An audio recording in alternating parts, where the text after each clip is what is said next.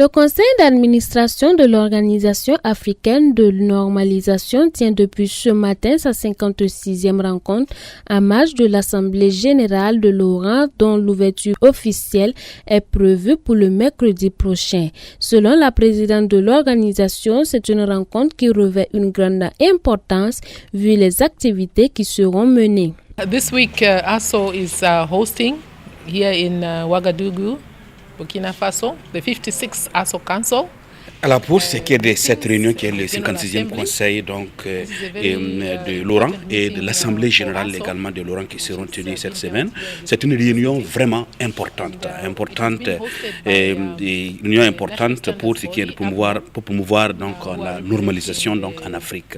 Et c'est une réunion qui est hébergée, en fait accueillie par le Burkina Faso à travers l'agence burkinabé de normalisation.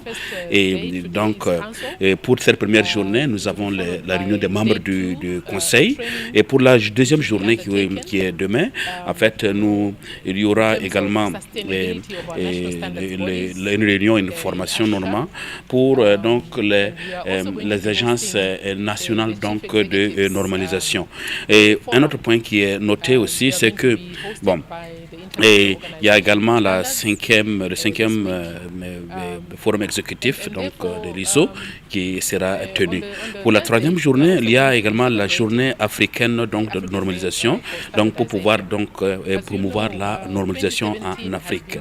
Vous savez, 2017 a été proclamé comme étant en fait l'année donc de la promotion donc de l'infrastructure de qualité donc en Afrique. Donc pour cette raison, beaucoup d'efforts en fait sont faits pour pouvoir en fait accroître la dynamique donc de l'harmonisation des normes donc dans le continent africain. L'Afrique a beaucoup de potentiel, un grand potentiel, mais le problème c'est que il faudra qu'il y ait donc l'harmonisation de ces normes pour promouvoir en fait les qualités donc le commerce donc de l'Afrique de 14% présentement.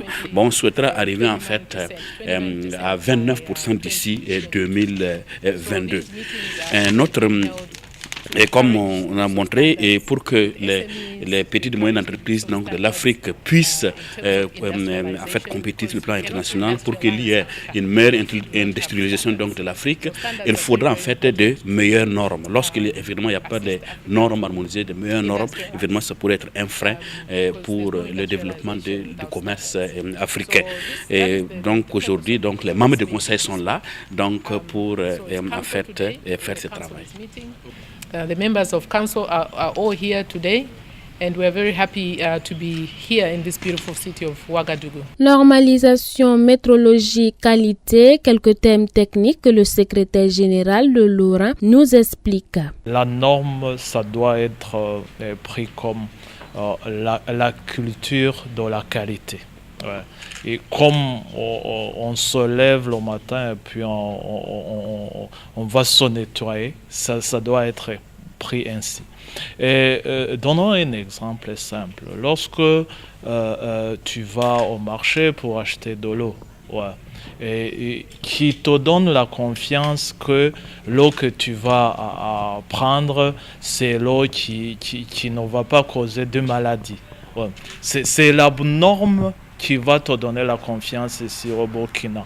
Et c'est la même chose au niveau de l'Afrique. Nous avons l'Organisation africaine de normalisation qui tient compte des produits qui sont alimentaires, qui tient compte de l'environnement, qui tient compte des constructions.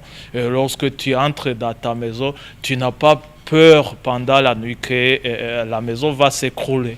Ouais, c'est ça la norme en fait, ce qu'on utilise, l'intelligence qu'on utilise, les documents qu'on utilise pour donner cette confiance-là. Voilà. Notons que c'est l'agence burkinabé de normalisation de la métrologie et la qualité ABNOM qui a la charge de l'organisation de cette rencontre internationale au Burkina Faso. Créée en 2012, cette structure fonctionne sous la tutelle du ministère en charge des infrastructures. Personne ne vit cloisonné, replié sur lui-même. Donc si on fabrique des produits, tant qu'on n'exporte pas, réellement il n'y a pas de développement. Généralement les pays qui se développent, les pays qui se font de l'argent, c'est les pays qui fabriquent, qui transforment et qui exportent. Donc la certification, je crois que c'est un des éléments les plus importants pour reconnaître la qualité d'un produit, depuis la matière première jusqu'au produit fini, en passant en revue tous les processus de fabrication pour s'assurer que le produit, une fois sorti, va répondre aux exigences en vigueur. Donc déjà la certification, c'est un des éléments les plus importants pour promouvoir la qualité d'un produit, surtout à l'exportation. Créé en 2012, ce n'est qu'en 2015 que l'ABNORM devient opérationnel. La mission première de cette structure est la mise en œuvre de politiques nationales en matière de normalisation, de certification, de contrôle et de promotion de qualité, de métrologie et d'accréditation. C'est sous le thème rôle de la normalisation pour une meilleure qualité et une meilleure vie dans une zone de libre-échange continentale que les représentants des pays membres de l'ORAN échangeront tout au long de cette semaine.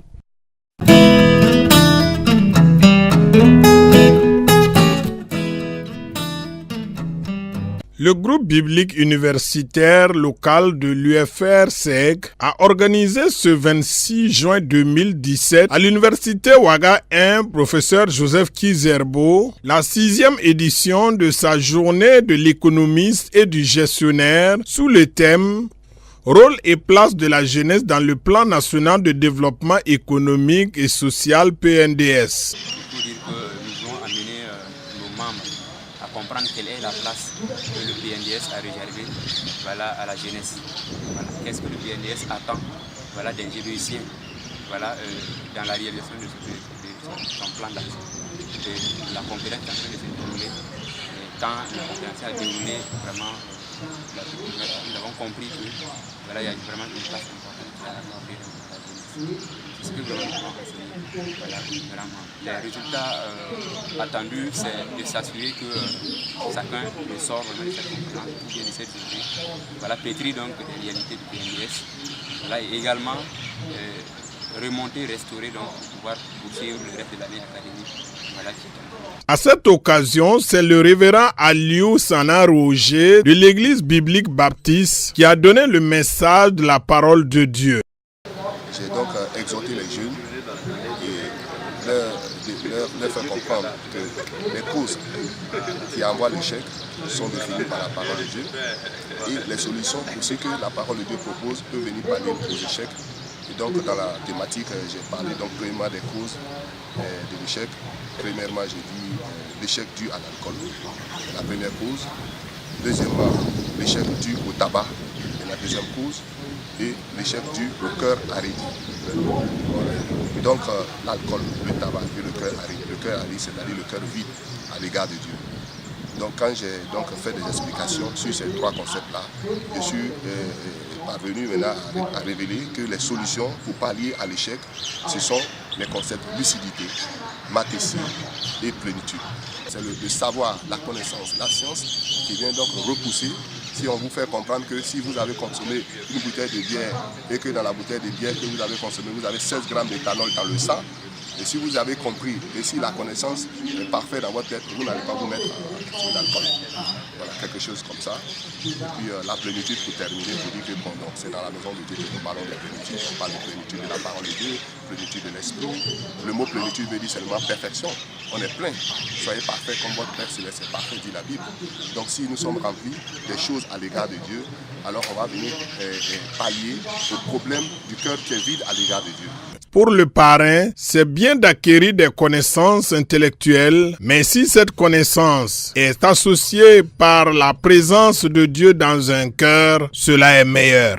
Quand on nous dit un homme aujourd'hui ne peut être équilibré que s'il prend en compte aussi donc l'aspect spirituel, parce que les études et le social vu dans son sens stricto sensus ne suffisent plus. Il faut aussi que les jeunes apprennent à pratiquer donc les activités spirituelles, à prendre en compte, n'est-ce pas, donc Dieu dans tout ce qu'ils font. Parce que sans Dieu, tout ce qu'on fait, d'abord c'est vain, et puis sans Dieu aussi, tout ce qu'on fait n'a pas de valeur, ça n'a pas de sens. Donc nous pensons effectivement que ce sont des jeunes qui ont de l'avenir devant eux, qui doivent diriger ce pays. Donc je pense effectivement que si les futurs dirigeants sont académiquement bien formés, mais aussi qui ont la crainte de Dieu, nous estimons que l'avenir sera effectivement meilleur pour le Burkina Faso. Merci. Ils sont plus d'une centaine de participants venus d'autres groupes bibliques universitaires que compose le groupe biblique universitaire de Ouagadougou.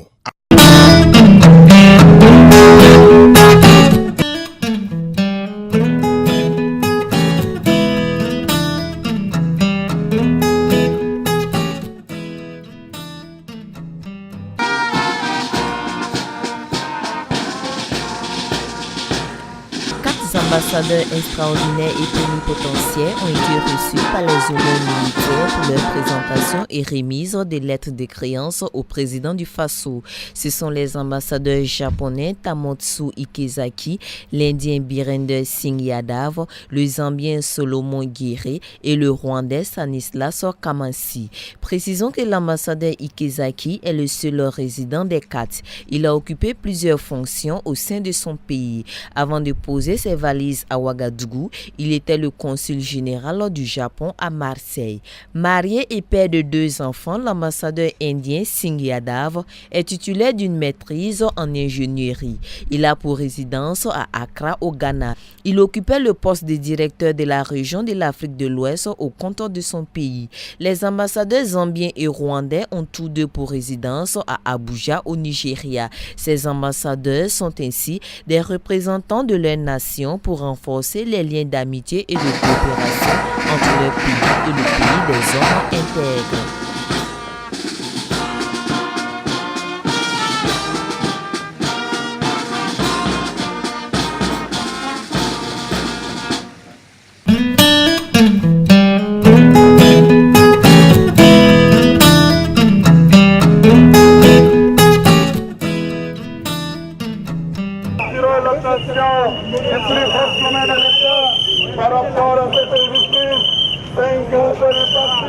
C'est sous une pluie battante que les 136 policiers radiés, accompagnés de leurs épouses et soutenus par des camarades militants de quelques OSC, ont donné de la voix ce mercredi matin. Ils ont battu le pavé de la place de la Révolution à la direction générale de la police nationale, d'où leur point de chute. Sur place, ils ont été accueillis par une aide d'honneur, ensuite le patron des locaux.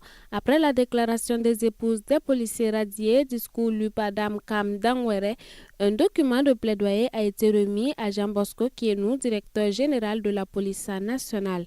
En outre, ces anciens hommes de rang espèrent que le message sera remis à qui de droit.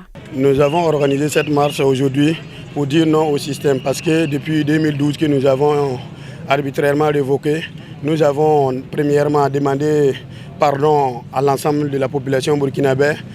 Entre-temps, nous avons haussé le ton pour dire non, que nous ne sommes pas d'accord et demander à ce que l'administration publique burkinabé fasse des investigations au niveau de la police nationale pour en tout cas trouver la véracité de ce que nous avons dénoncé. Chose pour nous qu'en 2017, la troupe elle-même a pris le taureau par les cornes et ils ont démontré par A plus B, à travers le ministre en charge de la Sécurité, qu'il y a effectivement des malversations au sein de la police nationale. Nous avons à cet effet dit que l'histoire nous a donné raison, vu que nous avons dénoncé ces choses en 2011 et que l'autorité en son temps n'a pas eu les regards attentifs pour passer par des vérifications. Aujourd'hui, l'histoire nous donne raison et l'autorité est toujours restée silencieuse. Au plus haut sommet de l'État, notamment le président du Faso, ne dit rien face à cette injustice criarde que nous vivons depuis plus de 5 ans avec nos différentes familles. Rappelons que c'est à la suite des mutineries de 2011 que ces 136 policiers, au vu de leurs revendications, ont été révoqués des rangs de la police nationale. Selon le porte-parole Madi Tidiga, la réintégration de ses frères d'armes et lui ne doit pas être une question politique, car, ajoute-t-il, ce qu'il a dénoncé en 2011, après vérification des services payés de cette institution républicaine, s'est avéré.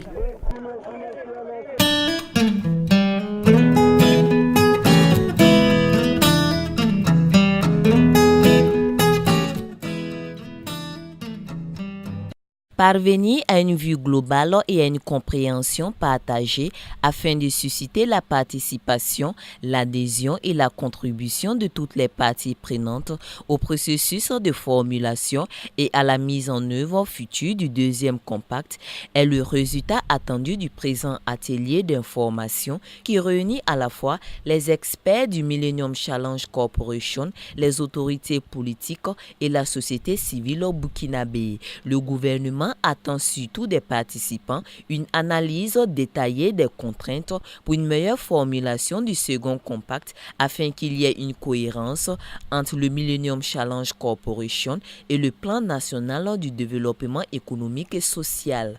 Et ces contraintes en question concernent 8 catégories de secteurs. Dans les infrastructures, voilà, et dedans nous avons l'énergie, nous avons les routes.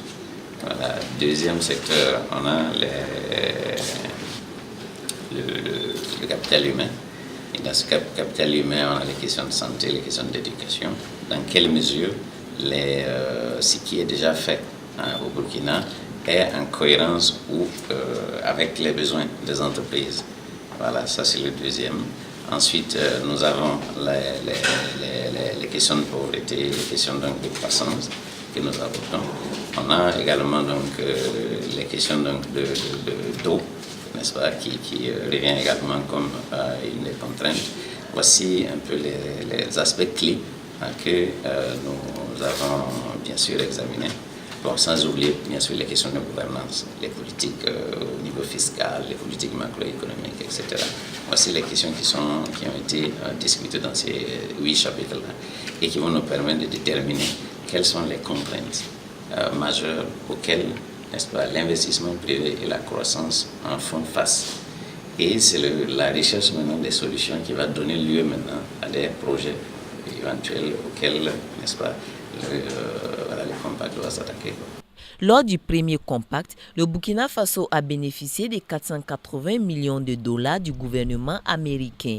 Et ce n'est qu'en décembre 2016 que le pays est l'un des heureux bénéficiaires du MCC. Le MCC, le Millennium Challenge Corporation, est une initiative de l'administration américaine qui consiste en un partenariat avec les pays dont le Burkina Faso qui ont pu réaliser une certaine performance dans les domaines de la bonne gouvernance, dans la gestion des affaires publiques, la création d'un environnement favorable à l'initiative privée et l'engagement de l'État à faire des investissements conséquents dans le secteur social.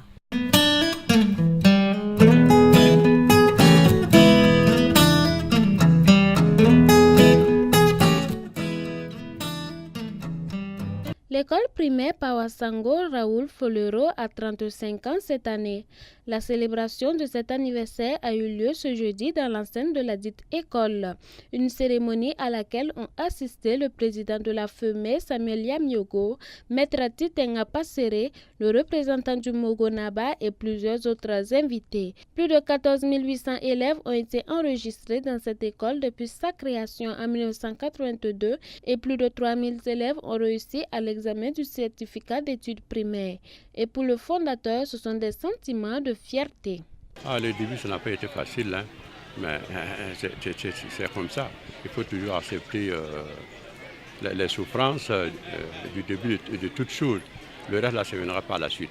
Mais si on n'accepte pas s'ouvrir dès le départ, ça ne passe pas. C'est une satisfaction. Parce que si on voit les enfants qui reviennent ici, qui sont devenus des acteurs dans différents domaines de la vie sociale, en tout cas, ça nous fait beaucoup plaisir.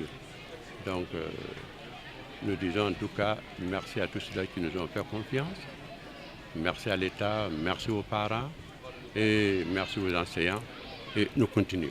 L'école Folero a ouvert ses portes il y a 35 ans de cela avec d'abord la classe de CP1 dont René Zougrana fut le premier élève, aujourd'hui proviseur d'un lycée au compte de l'État. Il faut noter que le président du Faso fut l'invité d'honneur de cette célébration. J'ai vraiment été édifiée par tout ce que j'ai vu et tout ce que j'ai entendu. Et ça contribue en tout cas à une bonne avancée de l'éducation dans notre pays. Et je me ferai en tout cas le devoir de rendre fidèlement au chef de l'État ce que j'ai vu ici. Et je prends sur moi de féliciter, encourager le fondateur au nom du président du FASO. La cérémonie a été ponctuée par plusieurs interventions dont la plupart retraçaient la genèse de l'école. Ce fut l'occasion de primer les meilleurs élèves de l'année scolaire 2016-2017. Ainsi, les 3 premiers de chaque classe ont reçu des fournitures scolaires et des attestations. Et le meilleur de la classe de CM2 reçoit exceptionnellement une bicyclette. 35 ans au service de la nation, le fondateur pense à autre chose, à savoir la construction d'un lycée dont la première pierre a été immédiatement posée. Indiquons que l'école a enregistré pour cette année scolaire un taux de réussite de 99,99% à l'examen du CP.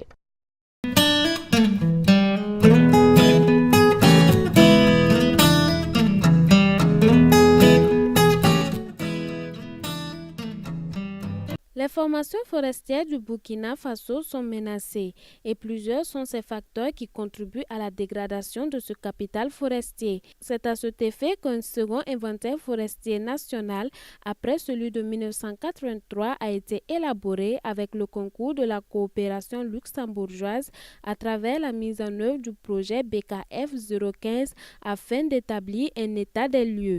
Le Grand-Duché de Luxembourg a contribué à ce second inventaire forestier pour le Burkina Faso à l'ordre de 4 millions d'euros, ce qui correspond environ à 2,1 milliards de francs CFA. Nous pensons que l'importance dans cet inventaire réside aussi d'abord à produire un accès aux informations, à collecter toutes les informations disponibles pour avoir une meilleure connaissance de la situation actuelle et aussi de mieux connaître le potentiel des ressources forestières. En effet, il y a beaucoup de produits qui sont utilisés par la population du Burkina Faso, qui sont utilisés au quotidien, qui proviennent de la forêt.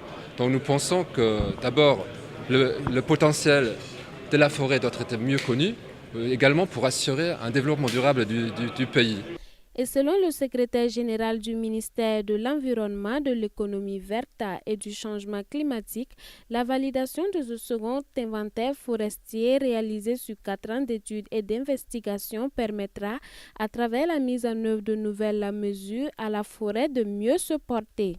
La forêt, disons que globalement, elle se porte bien, mais elle pourrait encore mieux se porter parce que les résultats de l'inventaire forestier qui a été conduit de 2012 à 2015 révèlent malheureusement une diminution des ressources forestières du Burkina, de l'ordre de 1,3% par an. L'objectif de cet atelier, il faut le rappeler, c'est de valider un document qui est capital.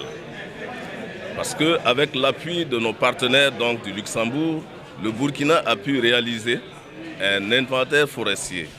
Donc comme je le disais, entre 2012 et 2015, après celui de 1980. Donc c'est ce document qui présente l'ensemble des résultats qui devra être validé en présence de tous les acteurs. Il faut noter que c'est un document élaboré avec l'appui de la coopération luxembourgeoise au Burkina Faso. Les acteurs de la question au plan national ont aussi été d'un apport considérable. Rappelons qu'il a fallu 3 ans pour concocter le premier inventaire forestier national et 4 ans pour le présent inventaire qui est en effet le second.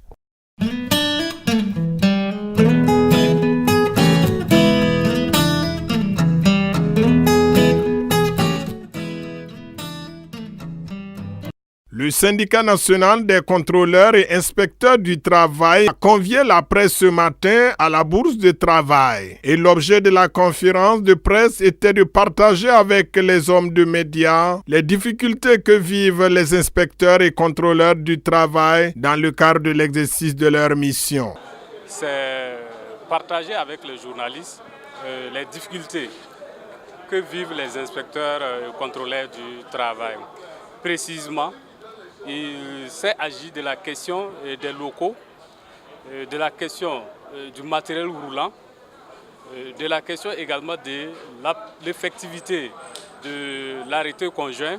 Et enfin, nous avons profité donner notre analyse de la situation, de la crise que vit l'hôtel Sopatel Silmandé. Pour les syndicats, l'espoir suscité par l'arrivée du ministre Clément à la tête de la fonction publique, du travail et de la protection sociale s'est au fil du temps dégradé. Les conditions de travail vraiment sont déplorables, il faut le dire, c'est la vérité.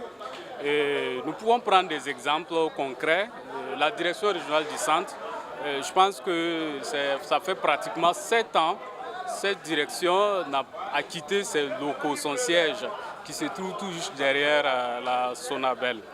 Les locaux que nous habitons présentement ne sont pas adaptés.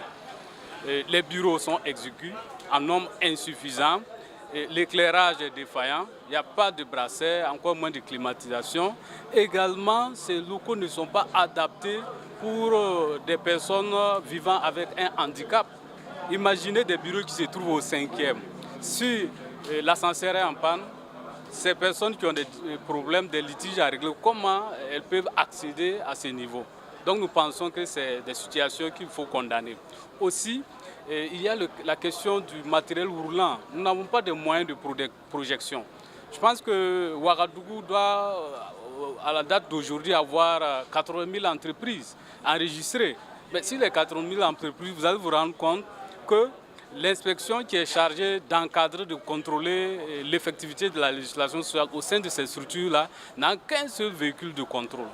Il va sans dire que, malgré la bonne volonté des uns et des autres, il ne peut pas être dans toutes ces entreprises. Et une anecdote, il y a de ces entreprises qui s'ouvrent, qui fonctionnent, qui se ferment sans connaître l'inspection du travail.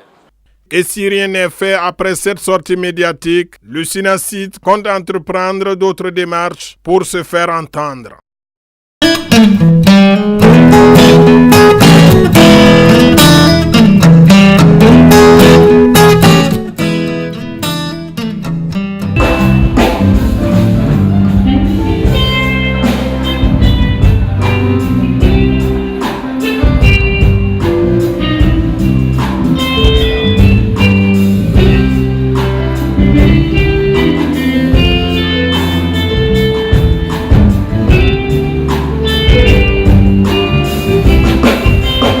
La série de sorties de promotion des instituts bibliques à Olia bat son plein. Dimanche dernier, c'était à Dastacko que l'on a assisté à cette cérémonie. 10 lauréats tous de la section française ont reçu le parchemin de fin de formation.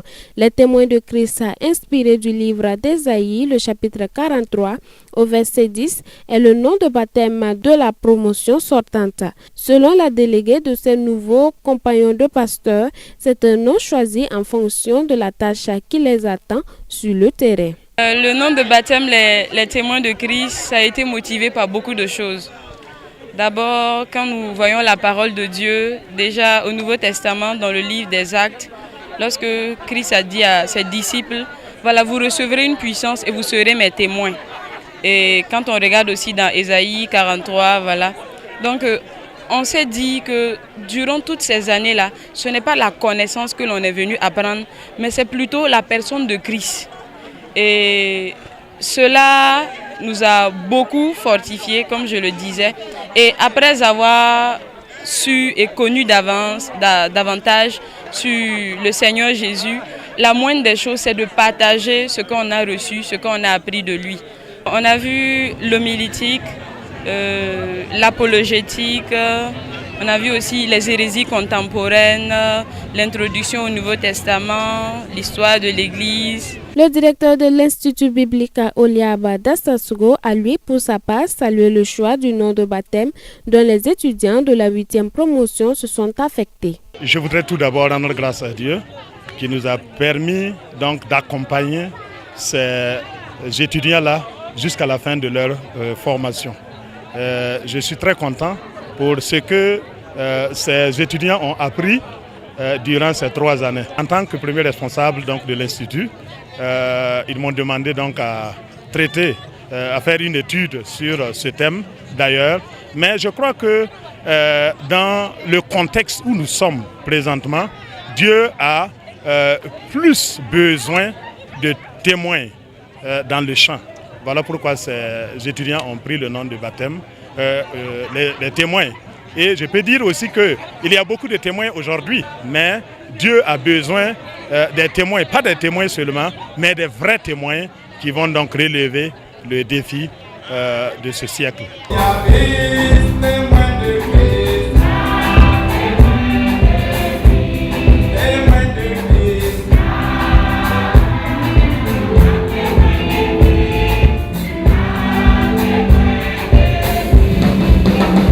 Il faut noter que ce fut une belle soirée dominicale pour ces 7 femmes et 3 hommes qui se disent aptes pour la mise en œuvre de ce qu'ils ont appris 3 ans durant. Ils ont aussi bénéficié d'un certain nombre de conseils que le président du Conseil des Assemblées de Dieu pour la région de Dosasco, le pasteur Abel Kaboré, leur a prodigué. Avoir un bon caractère, être intègre, avoir un discernement, ce sont entre autres les attitudes que devraient avoir ces aides pasteurs. Cependant, la plus grande qualité dont ils devraient se munir dès à présent est l'amour.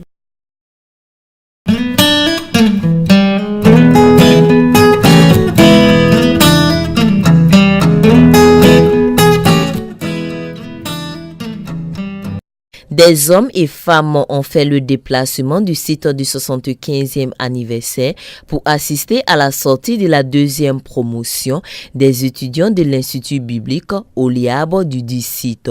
Ces lauréats ont choisi comme nom de baptême serviteur de l'Éternel. Cependant, n'est pas serviteur de Dieu qui veut l'être, précise le pasteur Jephté Sawadogo, l'orateur de la cérémonie. Il les a par ailleurs mis en garde contre certains faits. Il y a des gens qui partent pour pouvoir retirer l'église de leur pasteur. Il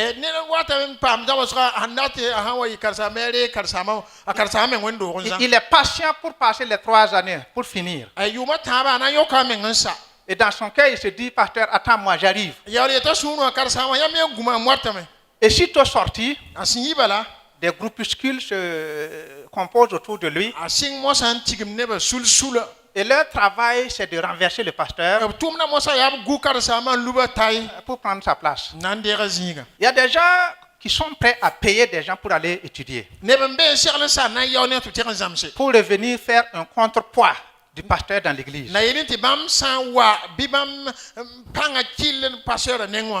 Alors, si ces personnes sont ici, alors, par exemple, maintenant, ils sont là, ils ont organisé une grande fête. Parce que leur homme est en train de sortir. Et bonjour les dégâts à l'église. Des 44 inscrits, 42 ont pu recevoir ce jour leur diplôme et le directeur, lui, s'en réjouit. J'aimerais d'abord dire merci à Dieu pour nous avoir donné une année académique que les étudiants dans leur ensemble ont pu quand même rester assidus aux cours. Ici, les cours se déroulent 3 fois par semaine, les lundis, les mardis et les mercredis. Encourager les fidèles chrétiens à persévérer dans la recherche de connaître la parole de Dieu. C'est comme le dit la Bible, mon peuple périt faute de connaissance. Une fois qu'on a compris ce que Dieu attend de nous, il nous sera facile de vivre notre foi pour plaire au Seigneur. Que dire alors des lauréats? C'est une grande joie pour moi de tenir ferme durant toutes ces 3 années pour pouvoir enfin récupérer ce diplôme. Vraiment, c'est une très grande joie pour moi et je rends grâce au Seigneur et je bénis Dieu pour cela. Quels peuvent être les rôles de ces impétrants dans l'Église? Après la formation, ils retournent auprès de leur église locale. Maintenant, si le pasteur de celui-là voit qu'il a une compétence qui puisse l'aider dans le service dans l'église locale, alors on peut lui donner un titre qui s'appelle pasteur auxiliaire, qui veut dire aide-pasteur. Dans ce cas, on lui donne une carte pastorale de pasteur auxiliaire. Et maintenant, il ne fait que prêcher, il ne fait que aider dans l'église. Maintenant, s'il veut pousser son titre, il peut aller dans une école biblique, faire 2 ans pour compléter et devenir pasteur titulaire. À noter que l'Institut Oliab a vu le jour en 1987. Aujourd'hui, on compte 23 sur l'ensemble du territoire national.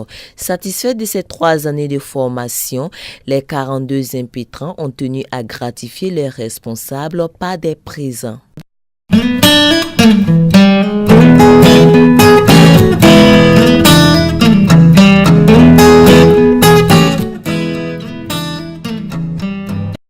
La télévision Canal Vinkwega, toujours au service de ses téléspectateurs et téléspectatrices. Aujourd'hui, elle vient avec une nouvelle émission pour renforcer les familles dans leur intimité et leur communion avec Dieu, et cela au travers de la louange. La force de la louange est la nouvelle émission du service des programmes de CVK avec l'ensemble de l'équipe technique et son animateur vedette To Jérémy. Cette émission se veut de ramener le peuple de Dieu à découvrir qu'est-ce qu'on trouve dans la louange. Et pour l'introduire, j'ai pris l'exemple des murs de Jéricho qui sont tombés. J'ai parlé de Paul et Silas qui ont été délivrés. Alors c'est juste pour recadrer un peu la louange et inviter les uns et les autres, non seulement à suivre les émissions de CVK, et aussi à aimer la louange. À l'affiche de ce lancement, un invité qui n'est plus à présenter puisqu'il a su bercer les chrétiens depuis plusieurs générations par ses belles mélodies. Jésus mon bien-aimé, étoile du matin, fais-moi vivre ton amour comme une fleur fanée qui n'a aucun attrait. Ainsi moi je vis loin de ta présence. Tu vois bien que sans toi Jésus, ma vie n'a plus de sens. Dans ton amour, viens me rendre heureux. Préférant le thème chantre à l'artiste, pour le chantre Daniel Kambou, la louange représente toute la vie d'un enfant de Dieu. Il nous démontre ici les bienfaits de la force de la louange dans la vie d'un disciple de Jésus-Christ. Ce que j'ai vu le chant faire aux gens, ce que j'ai vu la louange faire aux gens, eh bien, c'est beaucoup. Mais je ne peux que citer ces 3 choses. Ouais. Le fait que ça donne la paix, ça donne la joie. Le fait que ça montre le chemin pour le salut, mais aussi le fait que ça libère.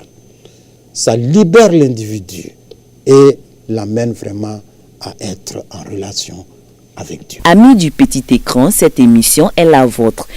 Voulons, par la grâce de Dieu, enregistrer une émission par mois. Demander aux téléspectateurs de rester devant leur petit écran et de suivre, parce qu'il y a quelque chose à apprendre par rapport à la louange. Et nous voulons aussi un soutien sur toutes les formes, soutien spirituel à travers les prières et tout ça. Nous voulons aussi un soutien matériel, financièrement, afin de pouvoir, parce que la réalisation ça coûte, parce qu'il nous faut trouver du matériel, la lumière et tout, parce que pour ce numéro nous avons enregistré dans le studio, mais pour les numéros à venir, nous allons sortir hors de CVK. Alors donc, par rapport au décor, par rapport à la lumière, au déplacement et tout, nous avons besoin de soutien des téléspectateurs, de tout le monde. Il y a de la force dans la louange. CVK vous invite à le découvrir très bientôt en famille.